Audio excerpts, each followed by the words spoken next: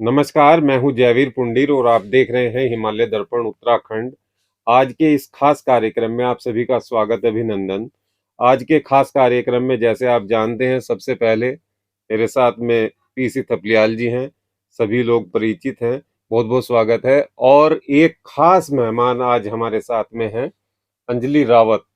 और जिस तरीके से आप देख रहे हैं, उनको देखने से लग रहा होगा खिलाड़ी भी हैं। और किस चीज की खिलाड़ी हैं? बेसबॉल।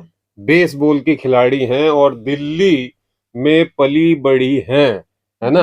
पढ़ाई भी वहीं पर की है, पोस्ट ग्रेजुएशन किया है और बीपीएड एमपीएड इस तरीके का है। थोड़ा सा वही जानकारी देंगे। और खास बात इनके साथ ये है कि पिता भी दिल्ली में रहे हैं, पैदा भी वहीं हुए, नौकरी भी वहीं की, लेकिन बिटिया आज कल पहाड़ों में है। सबसे बड़ी बात है कि पहाड़ों में है और 2 साल से लगातार पहाड़ों में काम कर रही हैं। क्या काम कर रही हैं ये भी जानने की कोशिश करेंगे, कहाँ काम कर रही हैं ये भी जानेंगे और आगे की क्या प्लानिंग है वो भी जानेंगे। तो आप सभी से अनुरोध करना चाहूंगा कि कार्यक्रम को आप आगे बढ़ाएं, शेयर जरूर करें, विचार भी दें और बेटी का हौसला भी बढ़ाएं जिस तरीके से उन्होंने ये प्रयास किया है। तो सबसे पहले अंजलि, आपका भी बहुत बहुत स्वागत है कार्यक्रम में जुड़ने के लिए। ये बताइए कि अपने बारे में थोड़ा सा बता दीजिए, जो हमारे दर्शक इस समय जुड़े हैं, थोड़ा सा बताइए कि पढ़ाई लिखाई से लेकर और घर परिवार के बारे में थोड़ी सी जानकारी दीजिए। आपके पिता क्या करते हैं दिल्ली में, माता जी क्या करती हैं, परिवार में कौन कौन लोग हैं, किस तरीके का परिवार है, और फिर पहाड़ों को क्यों चुना, इस पर भी हम बातचीत करेंगे जी। नहीं, थोड़ा जोर से। मेरा जन्म जो है वो दिल्ली में ही हुआ है। हम्म पढ़ाई भी मैंने दिल्ली में ही करी है। 8वीं क्लास से मैंने नेशनल मतलब बेसबॉल खेला है। तो फिर खेलते खेलते हम नेशनल खेले उसमें। अभी भी हम खेलते आ रहे, सीनियर नेशनल हमारा चल रहा है उसमें। अच्छा। तो मैंने बीपीएड करी है, एमपीएड करी है, लेकिन मुझे जॉब नहीं करनी थी। मेन बात ये है। जॉब क्यों नहीं करनी थी? जॉब मतलब मेरे मम्मी पापा दोनों जॉब करते हैं, तो बचपन से उनको देखा है। थोड़ा सा पापा मतलब क्या टाइम काम नहीं करते दे हैं? पाते हैं वो घर पे। पापा क्या काम करते हैं? पापा प्राइवेट जॉब करते हैं। प्राइवेट जॉब करते हैं? मतलब ऐसे ही, अच्छा बस कंपनी में नॉर्मल। अच्छा। जी। और मदर? मम्मी भी जॉब करती हैं, अकाउंटेंट है वो एक कंपनी में। अच्छा। जी। तो आपने फिर ये क्यों चुना कि भाई मुझे जॉब नहीं करनी है? आजकल तो सब युवा चाहते हैं कि हाँ, हमें जॉब करनी है, जॉब के लिए लड़ाई लड़ी जा रही है, यहाँ तो आंदोलन हो रहे हैं। जी। ये स्थिति है कि नौकरी दो, हमें नौकरी दो, इस तरीके के आंदोलन उत्तराखंड में देखने को मिलते हैं।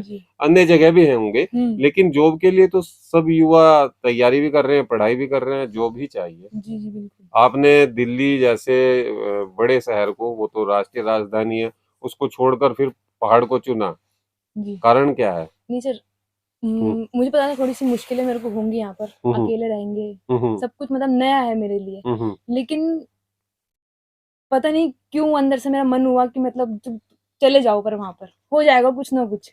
अच्छा। मैंने पहले कंडली से शुरुआत करी थी। मैंने सुना था न्यूज़पेपर में कि कोई कंडली पे बहुत अच्छा काम कर रहा है, उनका सामान जो है वो बाहर भी जा रहा है। मैंने कहा वहां पर बहुत सारी है ऐसे, तो ट्राई कर लेते एक बार वहां पर। तो मैं वहां पर गई।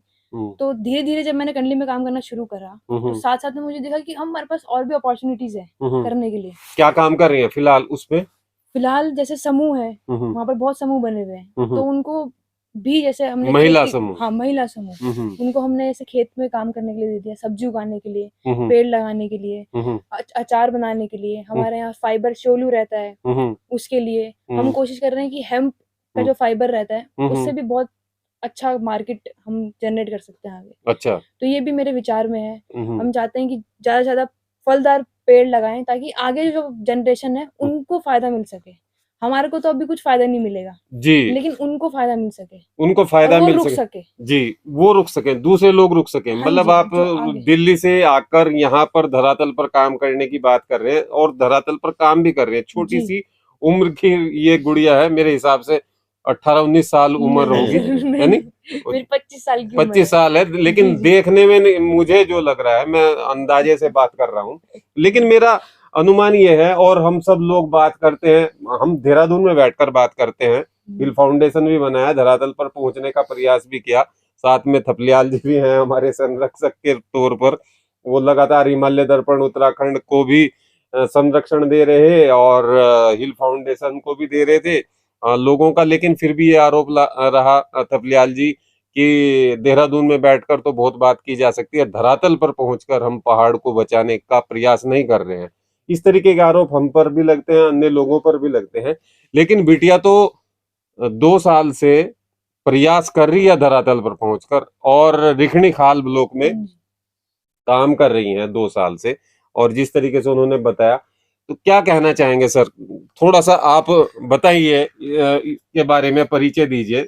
वैसे तो परिचय हो गया। हम जी। पहाड़ की पीड़ा को लेकर वो एक जैसे बोलते हैं कि अपनी उम्र के चौथे पायदान पे है, और अगर हमें कहीं एक आशा की किरण नजर आ रही है और एक ऐसा बच्चा जिसके अंदर एक आग है, और उसको देखते हुए हमें बहुत संतुष्टि मिल रही है कि निश्चित रूप से जो पहाड़ अपार संभावनाओं को, अपार शक्तियों को निहित किया हुआ है, उस पहाड़ के अंदर एक पहाड़ की बेटी घुस रही है। उसकी इच्छा है कि मैं इस पहाड़ को एक्सप्लोर करूं और इसमें वो संभावनाएं ढूंढूं कि जो मेरे पहाड़ के युवा हैं वो अपने आप समृद्ध हो सके और अपने पांव में खड़ा हो सके। क्योंकि आज की राजनीति हमें ऐसी नहीं लगती कि हमें संरक्षण दे पा रही हो, हमें दिशा दे पा रही हो, या हमारा मार्ग प्रशस्त कर रही हो,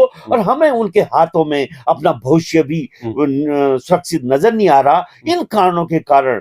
लेकिन अंजलि रावत को मैं ये मान के चलता हूं कि एक ऐसा सिपाही पहाड़ में लड़ने के लिए गया जिसको ट्रेनिंग नहीं है, जो जिस तरह मेरे गढ़वाल राइफल के जवान हमारे लैंसडाउन में सेंट्रल रेजिमेंट में अपनी ट्रेनिंग लेकर युद्धस्थ में जाते हैं, उसी तरह से बिटिया को हम चाहते हैं कि हमारा जो हिल डिप्लोमेंट मिशन है यहाँ पे, और वो पूरे तौर से युवाओं को गाइडिंग फोर्स के रूप में काम कर रहे हैं। यहाँ पे रघुवीर बिट जी जो खुद उन्हीं के क्षेत्र के हैं, वो इसको संचालित करते हैं। तो आज जब वो यहाँ पे आई, लोगों ने बोला उसको बिटिया, क्योंकि 2 साल से वहां पे काम कर रही है, और काम करते हुए जो उसको समस्याएं आ रही हैं, जो उसने पेड़ लगाए, लोगों ने गाय बच्चियां छोड़ दी, वो उससे जब घबरा कर वो यहाँ पे आई कि मैं किस तरह से आगे बढ़ूं। और इसमें सबसे पहले जब हमने यहाँ पे उसको बताया कि हिमालय दर्पण हिल फाउंडेशन यहाँ पे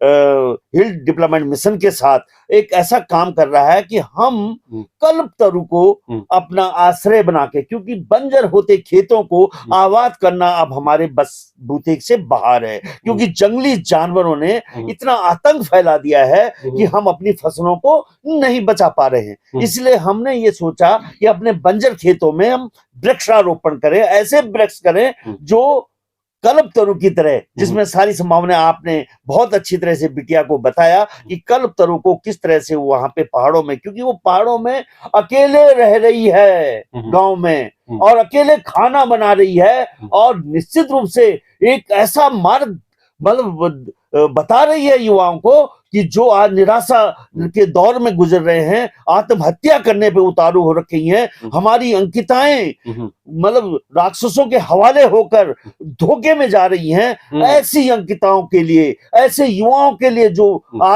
आत्महत्या पे उतारू हैं, बिल्कुल उनके लिए बहुत बड़ी प्रेरणा है, प्रेरणा का रूप में। बिल्कुल। और हम ये मान के चल रहे हैं कि प्रेरणा के रूप में आप सबको लेना चाहिए, उन बिटियाओं को भी लेना चाहिए, उन युवाओं को भी लेना चाहिए। पढ़ाई लिखाई करने के बावजूद हम भले ही सरकारी नौकरी के पीछे रहते हैं, चलिए वो अलग विषय है, लेकिन जिस तरीके से स्वरोजगार और दूसरों को मार्गदर्शन देना, और इस तरीके की बहुत सारी चीजें हैं, ये विचार मन में आया। हर किसी के मन में इस तरीके के विचार नहीं आते हैं, सामान्य बच्चों के मन में तो खासकर नहीं आएंगे।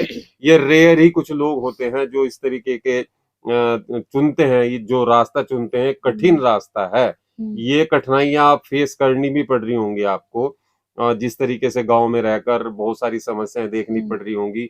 जो आप काम करना चाह रही हैं, उन काम में किस तरीके की रुकावटें हैं, ये भी थोड़ा सा दर्शकों को पता होना चाहिए कि किस तरीके से फेस किया जाता है, कि समस्याएं क्या क्या देखने को मिलती हैं।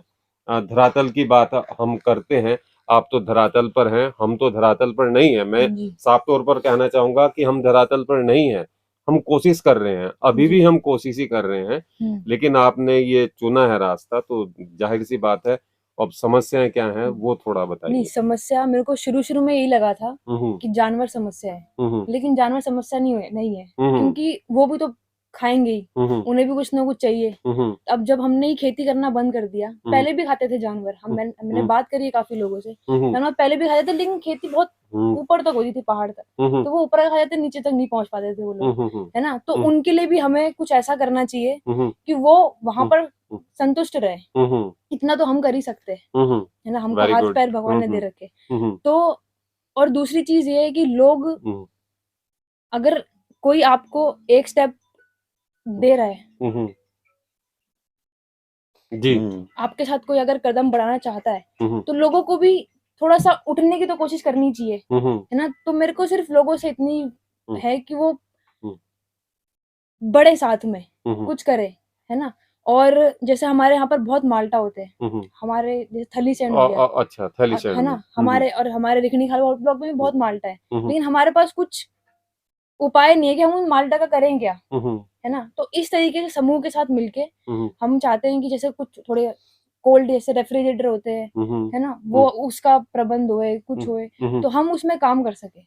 और औरतों को यानी कि है आप चाहते हैं कि महिला समूह के द्वारा जी स्टोरेज कहीं ना कहीं जी कर कुछ दें, सिस्टम बने इस तरीके का कोई सिस्टम बन जाए, जी और प्रोसेसिंग वाला भी कुछ जी हो जी जाए। बिल्कुल बिल्कुल ये है ना। बिल्कुल। अभी क्या है, अभी किस तरीके से उसको कर रहे हैं आप नहीं, लोग? अभी हम उसका कुछ नहीं कर पा रहे हैं, क्योंकि अच्छा। देखो मेरा फाइनेंशियली जितना हमारा हम्म है, मेरा जो है वो मेरे घर वाले ही करते हैं, मम्मी पापा करते हैं, वो भी उन्हें करना पड़ रहा है, इसलिए वो कर रहे हैं, वो वो अब कब तक उनकी मजबूरी बन चुकी वही, है। क्योंकि वही चीज है। जी जी। तो क्या बोलते हैं, अब तो अब मेरे को भी कुछ कमाना है, मेरे को भी कुछ चाहिए, ताकि मैं उस अपने काम को खुद कर सकूं, वो कब तक ही कर पाएंगे। तो इसलिए थोड़ा थोड़ा मैंने जैसे महिलाओं के साथ शोलू का काम हो गया, अचार का काम हो गया, अब दालें हम गांव से लोगों से खरीद के उसको अच्छे मूल्य में उनको दे के फिर हम बाहर उसको पैकेट बना के बाहर सेल कर देते हैं। तो इस तरीके से थोड़ा सा मैंने इनकम का शुरू करा है अभी। अच्छा। मेन उद्देश्य मेरा यही है कि पेड़ लगाना और लोगों को यहाँ पर रोकना, और जितनी जो जगह हमारी जो खराब हो रही है, जो पानी जो खराब हो रहा है, उसका सही इस्तेमाल करना। सही इस्तेमाल पानी जी का भी हो, और जो जगह है, जगह जी तो ज्यादातर अब बंजर ही होती जा रही है जी जमीनें, बिल्कुल, यही वो समस्या है। बिल्कुल उसको हमें करना है, कुछ ना कुछ उसका करेंगे जब। जंगली जानवरों के बारे में अगर जिस तरीके से हमारे जो लोग हैं ये शिकायतें करते हैं कि जंगली जानवरों का आतंक है, फसलों को नष्ट करते हैं, और इसमें कोई दो राय नहीं है, नष्ट करते हैं। लेकिन जंगली जानवर पहले भी थे, अन्य जो राज्य हैं जहां पर संपन्नता है और लोग अच्छी खेती कर रहे हैं, वहां भी जंगली जानवर जो है नुकसान तो करते ही होंगे, लेकिन वो लोग कर रहे हैं, हम लोग नहीं कर पा रहे हैं। क्या कमी देखने को मिली है इस तरीके की, लोगों के मन में इस तरीके का कोई विचार है कि वो करना चाहते हैं और समस्याएं बहुत ज्यादा हैं, या वो करना ही नहीं चाहते हैं? फिर कुछ लोग तो करना ही नहीं चाहते। हमारे पहाड़ की हमारे वास्तविक स्थिति क्या है कि लोग करना नहीं चाहते हैं, या जी करना चाहते हैं तो क्यों नहीं कर नहीं, पा रहे? कुछ लोग तो बिल्कुल से करना चाहते हैं, हम्म लेकिन क्या है, उन तक थोड़ा सा पहुंच नहीं पाते हैं। तो मेरी उन तक भी पहुंचने की कोशिश रहती है कि, क्योंकि वो चाहते, जैसे अब लेमन ग्रास हो गया, काफी सारी चीजें वो चाहते हैं कि हमारे तुम खेत में लगा दो, हम आपको दे देते हैं, आपको जो करना है आप कर लो, हमें भी कुछ नहीं चाहिए उनसे। लेकिन कुछ लोग ऐसे होते हैं जो नहीं करने देते हैं, जिनके जो हम बोलते हैं हम आपसे 10 रुपए भी नहीं लेंगे, पर वो तब भी नहीं करने देते। पता नहीं उनकी क्या मानसिकता होगी, तो मुझे भी देखो समझ में नहीं है क्या मानसिकता है उन लोगों की, लेकिन वो नहीं करने देते। वो तो खेत खाली छोड़ना पसंद करेंगे, लेकिन वो किसी को वो देना आपको भी नहीं पसंद करेंगे कि हाँ जी कि आप उसमें कुछ कर लेंगे, जी जी है कुछ ना। लोग ऐसे भले होते ही वो एक तरीके से उनको भी उसका फायदा मिलेगा। हैं। जी बिल्कुल बिल्कुल। बिल्कुल एक बिल्कुल। तो और हम कितने टाइम में उसको अपने पास रखेंगे, हम्म। 1 साल 2 साल 3 साल, फिर इसके तो वो लिए मैं उनका ही थपलियाल है। जी के पास आना चाहूंगा। थपलियाल जी किस तरीके से देख रहे हैं, इस तरीके की मानसिकता बनती जा रही है, और पहाड़ों में तो खासकर लोगों में इस तरीके के हैं कि अपने आप भी कुछ नहीं करना है, दूसरों को भी कुछ नहीं करने देना है। बहुत सारी संस्थाएं पहुंचती हैं पहाड़ों में, लेकिन बैक इसलिए होना पड़ता है, वहां पर रेस्पॉन्स नहीं कर पाते हैं लोग, वो जो सहयोग किया जाना चाहिए वो सहयोग नहीं मिलता। ये केवल अंजलि रावत की बात नहीं है, अन्य लोगों की भी ये मैंने की है, मेरा भी खुद का प्रयास रहा, लेकिन लोगों ने साफ तौर पर मना किया। मैं अभी आपको चरक डांडा की बात बता रहा हूँ, मैंने अभी कुछ दिन पहले फोन किया कि हम वहां पर कोई चिकित्सालय बनाना चाहते हैं, थोड़ी सी जगह हमें चाहिए, परमानेंट नहीं, कोई रूम दे दें जिससे कि वहां के लोगों को क्षेत्र में हम दवाइयाँ दुइयाँ उपलब्ध करा दें, चिकित्सा व्यवस्था सुचारू ढंग से हम कर सकते हैं। कुछ लोग हैं जो वैद्य हैं, जो सेवाएं देना चाहते हैं, लेकिन एक छोटी सी जगह देने को तैयार नहीं है, टेम्परेरी बेस पे भी। देखिए, अनुभव और युवा, ये जो संवाद स्थापित आज आपके माध्यम से यहाँ पे हो रहा है, मैं हिल डेवलपमेंट मिशन का और हिमालय दर्पण के इस प्रयास की बहुत सराहना करता हूँ और धन्यवाद करता हूँ कि ये जो संवाद है ये बददस्तूर चलना चाहिए, क्योंकि जिन कठिनाइयों को आज अंजलि फील्ड में महसूस कर रही है, उन कठिनाइयों से हम गुजर चुके हैं। उसने कहा कि माल्टा प्रचुर मात्रा में हो रहा है, लेकिन उसको हम क्या करें। लेकिन एक टाइम जब मैं भी था, अब मेरे सामने भी ये समस्या आई थी, तो मैं तो डाबर के घर तक गया और डाबर के बर्मन साहब के घर गया दिल्ली में कि साहब हमारे यहाँ माल्टा हो रहा है और उसका आप अगर मार्केटिंग कर सको तो आपसे बड़ा हिंदुस्तान में कोई है ही नहीं। तो बर्मन साहब ने 1 मिनट में पहले सेंटेंस में मेरे को चुप करा दिया, बोला थपलियाल साहब आपके पहाड़ में इतना मात्रा में नहीं है, 365 दिन जो हम प्रोडक्ट को चला पाए, आपका प्रोडक्ट तो एक ही दिन में समाप्त हो जाएगा। और मैं साइलेंट, क्योंकि हम लोग पूरी तौर से इसको जनरेट नहीं कर पा रहे। इसलिए मैं ये कहना चाहता हूँ कि इसके लिए हमें वैली क्रिएट करनी पड़ेगी कि हमारे माल्टा बहुत ज्यादा हो। दूसरी समस्या जो ये कह रही है कि जो लोगों का साथ नहीं मिलता, उसमें कारण ये है कि वो लोग जो निरंतर पहाड़ में संघर्ष कर रहे हैं और वहां से बाहर नहीं निकले,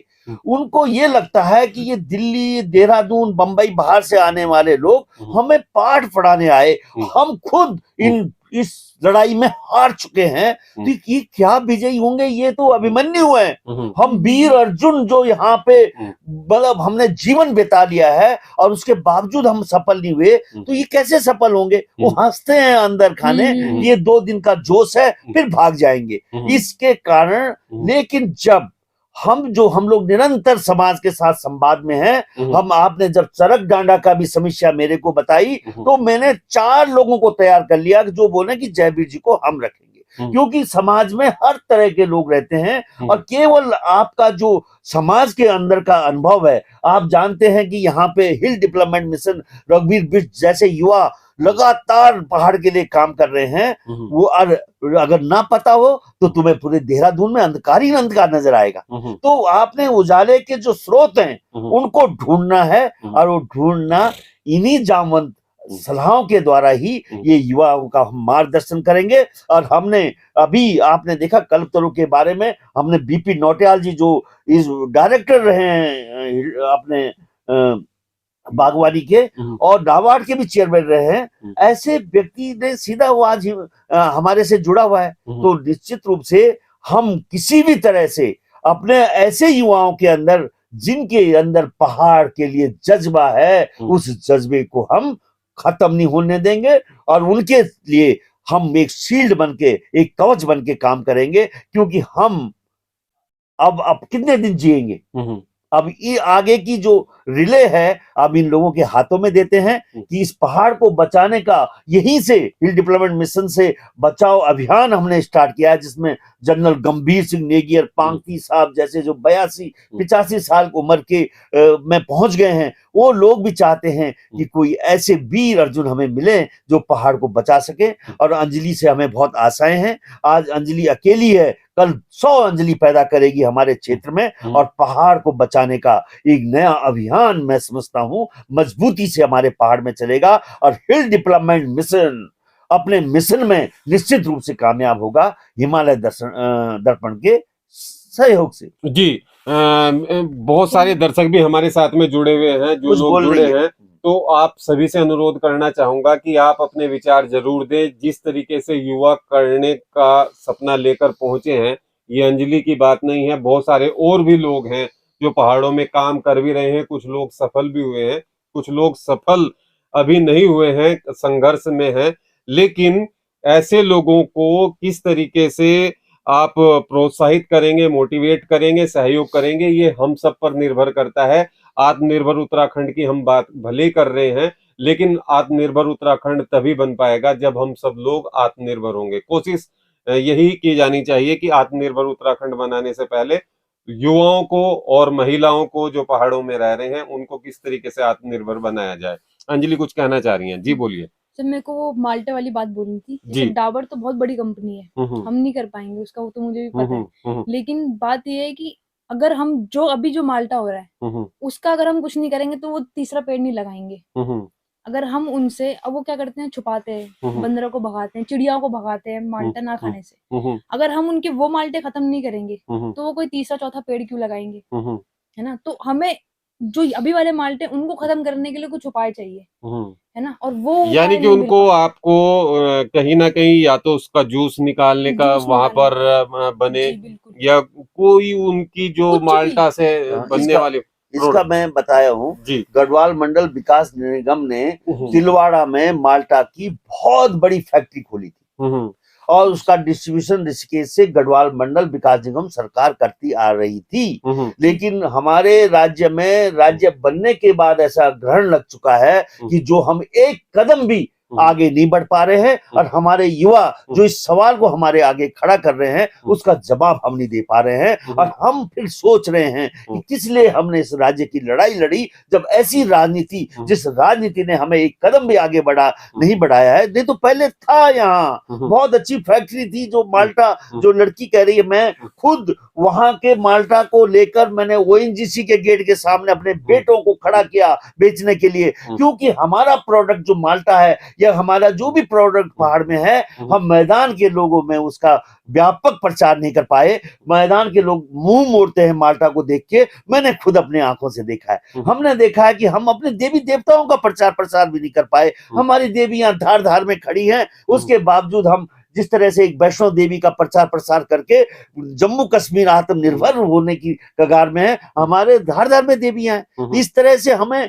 अंजलि रावत जैसे सूरवीरों की जरूरत है अब इस पहाड़ को बचाने के लिए, कि ये किस तरह से उसके सवालों का जवाब, जो उसने जंगली जानवरों को बताया कि जंगली जानवरों से जब प्रचुर मात्रा में उनका लिए होगा तो कहां से वो नुकसान पहुंचाएंगे। लेकिन बिटिया को एक नहीं मालूम कि जब हम वो लोग हैं जिन्होंने अपने खेतों में कभी सुअरों को देखा ही नहीं था। सुअर नहीं होते थे जब हम छोटे थे, बंदरों की इक्का दुक्की टोली आती थी। अब लोग, आप देखोगे, मैं पहाड़ में गया, मैंने एक दिन पांगदी जी को कहा, पांगदी जी ये जो बंदर है ना, ये हिमाचली लगते हैं, उनकी शक्लें भी अलग अलग हैं। जो बंदर हिमाचल के छोड़े गए हैं वो अलग हैं, हरिद्वार के वहां हमारे पहाड़ों में छोड़ दिए गए हैं बंदर। और हमारी बेवकूफ सरकार, उसको कोई पता ही नहीं है कि किस तरह से इस पहाड़ को डैमेज किया जा रहा है। और पहाड़ की चिंताओं में आज मेरा युवा अगर पहाड़ में आया है तो निश्चित रूप से हम उसके लिए दीवार बन के काम करेंगे, हर कदम पे उनके साथ दिखेंगे। अंजलि और क्या कहना चाहेंगे? जिस तरीके से देख रही हैं, अब रेस्पॉन्स के बारे में तो हमने जानने की कोशिश की, रेस्पॉन्स तो अभी ठीक है, संघर्ष ही हो रहा है। अब क्या उम्मीदें हैं, किस तरीके से आप चाह रही हैं कि सरकारों पर मैं बात नहीं करूंगा कि सरकारें क्या कर रही हैं क्या नहीं कर रही हैं, सरकारों के खिलाफ तो आप कितना भी बोल लो, लेकिन वास्तविक स्थिति क्या है फिलहाल, क्या मन में है कि किस तरीके से हम इसको आगे बढ़ा सकते हैं, किस तरीके से लोगों का सहयोग आपको चाहिए? नहीं सर, सहयोग कोई नहीं, अगर मन से आए तो अच्छी बात है। तो जो लोग चाहते हैं करना, हम उनसे काम करवाते हैं, हम उनके खेत में काम करते हैं। अगर वहां से कुछ आउटपुट मिलेगा तो मुझे लगता है कि तब जाके दूसरे लोग भी कुछ, उनको भी लगेगा कि हाँ कुछ मिल रहा है, तभी वो कर पाएंगे। इसलिए मेरा अभी फोकस उन्हीं में ही है जो करना चाहते हैं। तो फिलहाल अभी यही है, फिर आगे फिर धीरे धीरे चलता रहेगा। नहीं कुछ जैसे भाई युवा हैं और कुछ नया क्या है, नया जो सर युवा को मैंने बहुत कोशिश करी कि वो मेरे साथ जुड़े। नहीं अभी आपके मन में कोई ऐसा है कि हम यहाँ पर ये कर सकते हैं तो ऐसे लोगों को मिल जाएगा रोजगार? अच्छा, वो तो मेरा है कि हम हेम्प फाइबर पे काम कर सके, फाइबर पे, है ना। क्योंकि पुराने टाइम पर भी मैंने बहुत सुना है कि भांग के रेशों के वो कपड़े बना देते थे, बहुत जबरदस्त, बहुत अच्छे, मतलब अच्छे कपड़े बनते थे जो गर्माहट और ठंडी सब कुछ देते हैं वो आपको, है ना। और वो लंबे टाइम तक भी चलते हैं और ना इन्वायरमेंट को कोई नुकसान होता है उससे। तो हमारा अभी मार्केट इसकी ग्रो कर रही है, बाहर भी इसकी मार्केट बहुत ग्रो कर रही है। अगर हम लोग अभी से इसमें काम करना शुरू कर दे, उत्तराखंड जैसे बिल्कुल काम अभी से शुरू कर दे काम करना, तो आगे जाके हम किसी लेवल में पहुंच सकते हैं। जितना हम लेट करेंगे वो हमारे लिए ही लेट होगा वो। जी, जितना देर करेंगे उतना हम सबके लिए ही देरी होगी जी। अभी मैं कुछ दिन पहले ऋषिकेश में था, लक्ष्मण झूला साइड में, वहां पर इस तरीके के बैग बने हुए थे। तो प्रोडक्ट बहुत सारे थे। जहाज की रस्सियां बनती हैं, ये सब पानी के जहाज की। नेपाल से आते हैं सर ये सब। अच्छा, ये सब नेपाल से आ रहे हैं, हमारे उत्तराखंड में नहीं बन रहा। उत्तराखंड में भी कर रहे हैं काम। एक मैंने सुना था कोई काम कर रहे हैं इसमें, पर वो चल नहीं पा रहा है, सही मार्केट नहीं मिल अगर हम रिखणी खाल, थैलीसैंण इस तरीके के जो आपके क्षेत्र की बात कर रहा हूँ, क्या संभावना है माल्टा के अलावा वहाँ पे? सर वहाँ पर हम जैसे हमारा क्षेत्र है, जहाँ मेरा गांव है, उसके आसपास जैसे अखरोट हो गया, है ना, नींबू हो गया, है ना। नींबू तो कुछ भी नहीं खाता है, हम लोग नींबू तो लगा ही सकते हैं, है ना। अब जैसे श्योलू है, श्योलू में भी मार्केट में बहुत काम चल रहा है, चप्पल बन रही है उसकी, है ना, कारपेट बन रहे हैं उसके। लेकिन क्या है कि लोग लुप्त हो गए जो ये काम करते थे। बहुत ढूंढे मैंने, बांस का काम होता है ना, बांस का इतना अच्छा काम होता है, इतना अच्छा काम हो सकता है, लेकिन लोग नहीं मिल रहे। और जो लोग मिल रहे हैं उनको बस बकरियां हैं, उनको बकरी चरानी है, वो किसी को ट्रेनिंग नहीं दे पा रहे। मैंने कोशिश बहुत करी है, लेकिन अभी क्षेत्र में जैसे भ्रमण किया, घूमने भी कैसे जा रही हो? पैदल जाती हो क्या, किस तरीके से? पहले तो पैदल ही था, लेकिन अब मेरी मम्मी ने मेरे को स्कूटी दिला दी है। अच्छा, तो अब स्कूटी के माध्यम से पहुंच रही हो। तो क्षेत्र में किस तरीके का, अगर हम ये छोटे छोटे काम है जो शिल्प वाले काम है, कर रहे हैं लोग अभी या छोड़ दिया लोगों ने? नहीं सर, बहुत कम कर रहे हैं। मैं अभी थलीसैंण की तरफ गई थी, वहाँ पर आगे एक गाँव है, वहाँ पर वो रिंगाल का कर रहे हैं काम। अच्छा। पर अब समस्या ये है कि वो काम तो कर रहे हैं, अब रिंगाल फॉरेस्ट में होते हैं, अब फॉरेस्ट डिपार्टमेंट उनको थोड़ा सा लेने के लिए मना करते हैं, वो करेंगे, उनका काम है। तो अब वो मतलब उनको कुछ मिल नहीं रहा है। अब जो चीज हमें 300 रुपए की उपलब्ध हो जानी चाहिए, वो हमको 600 रुपए में दे रहे हैं। अब कौन खरीदेगा उसको, मुझे बताओ। अगर हम भी उनसे खरीदे तो हम बेचेंगे क्या बाहर जाके, है ना। तो ये अगर बाहर सब कुछ सर्कल ठीक हो जाए तो अंदर भी सर्कल सब कुछ ठीक हो जाएगा। इस हिसाब से चल रहा है काम। जी, और जी। ये स्थिति है कि करने वालों की कमी है, काम की कमी नहीं है। वास्तविकता तो यही है कि करने वाले नहीं हैं, काम बहुत है, प्राकृतिक संसाधन बहुत हैं हमारे पास में। भगवान को कोसते रहिए, सरकारों को कोसते रहिए, इसके अलावा हमारे पास शायद कोई काम बचा भी नहीं है। एक दूसरे पर आरोप प्रत्यारोप हम करते रहेंगे। दूसरे लोग, अन्य राज्यों के लोग हमसे बहुत आगे निकल गए हैं। बगल का जो राज्य है हिमाचल, आपने देख लिया है, हिमाचल की संपन्नता और अपनी संपन्नता को आप कंपेयर कर सकते हैं। वहीं से आपको अंदाजा हो जाएगा कि हम कितने पिछड़े हुए हैं। आज हम इस चीज को देख रहे हैं कि हम कहाँ तक उन्नति कर पाए हैं। हम मानसिक रूप से भी, अब मैं तो ये कहूंगा, जिस तरीके के मैंने अनुभव प्राप्त किए हैं कुछ सालों में, कि हम तो मानसिक रूप से भी पिछड़ापन हमारे अंदर देखने को मिल रहा है इस समय जो स्थिति है उत्तराखंड में। चलते चलते आप सभी से अनुरोध करूंगा कि आप लोग अपने विचार जरूर दें। हो सकता है कि मैं गलत हूं या मेरा विचार गलत हो, फिर भी आप लोगों से ही मैंने कुछ सीखा है और आप लोगों से उम्मीद करता हूं कि आप इस कार्यक्रम को आगे बढ़ाएंगे, ऐसे युवाओं को आगे बढ़ाएंगे, उनका हौसला बढ़ाएंगे।